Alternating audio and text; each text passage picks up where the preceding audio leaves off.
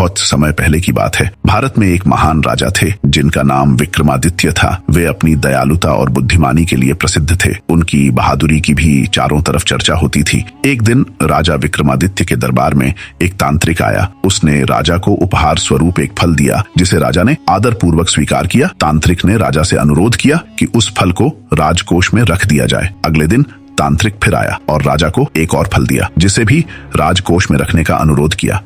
यह सिलसिला कई सालों तक चलता रहा। एक दिन कोषाध्यक्ष ने राजा को एक अजीब घटना के बारे में बताया। राजा जल्दी से राजकोष पहुंचा। वहां तांत्रिक द्वारा दिए गए सभी फल बेशकीमती रत्नों में बदल चुके थे। इतनी संपत्ति देखकर सभी दंग रह गए। राजा और उसके मंत्री खुशी से झूम उठे।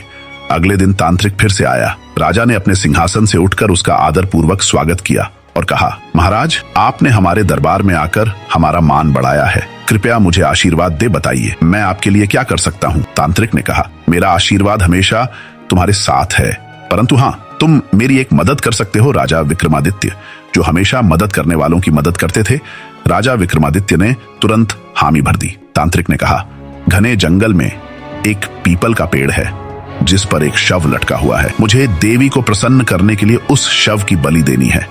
लोग उस जंगल में जाने से डरते हैं। क्या तुम अमावस्या की रात को अकेले उस शव को मेरे लिए ला सकते हो? राजा ने साहस के साथ इस काम के लिए हामी भर दी। अमावस्या की रात को राजा अकेले ही जंगल की ओर निकल पड़े। वह रात काली और अंधेरी थी और जंगल में गहरा अंधकार छाया हुआ था, लेकिन राजा बिना विचलित हुए, बिना डरे आगे बढ़ते गए। अंत में वे उस पीपल के पेड़ तक पहुंच गए। पेड़ के चारों ओर कंकाल और हड्डियां बिखरी हुई थीं। पेड़ पर सफेद कपड़ों में लिपटा एक शव लटका हुआ था।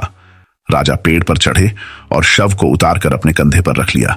अचानक वह शव हंसने लगा। राजा को यह देखकर झटका लगा, पर वे बिना डरे चलते रहे। शव ने राजा से पूछा, तुम कौन हो? राजा ने जवाब दिया, मैं राजा विक्रमादित्य हूं। फिर राजा ने शव से पूछा, तुम कौन हो? शव ने कहा, मैं बेताल हूं। तुम मुझे कहां ले जा रहे हो?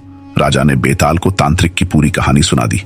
यह सुनकर बेताल ने कहा, मेरा और तांत्रिक का जन्म एक ही समय हुआ था। अगर तांत्रिक मुझे पकड़ लेगा तो वह मुझे मारकर अपनी शक्तियां बढ़ा लेगा और बाद में तुम्हें भी मार देगा। वह बहुत बड़ा धोखेबाज है। राजा सोच में पड़ गए, लेकिन फिर बोले, मैंने तांत्रिक से वादा किया है कि मैं आपको लेकर आऊंगा, चाहे मेरी जान चली जाए, मुझे अपना वादा निभाना है। बेताल राजा की ईमानदारी से प्रभावित हुआ और उसने राजा की मदद करने का निश्चय किया। बेताल ने कहा, ठीक है, मैं तुम्हें एक कहानी सुनाऊंगा और अंत में तुमसे एक सवाल पूछूंगा। अगर तुम्हारा उत्तर सही हुआ तो मैं तुम्हारे साथ चलूंगा, अगर गलत हुआ तो मैं वापस पेड़ पर चला जाऊंगा, लेकिन अगर तुम चुप रहे तो तुम्हारा सिर फट जाएगा।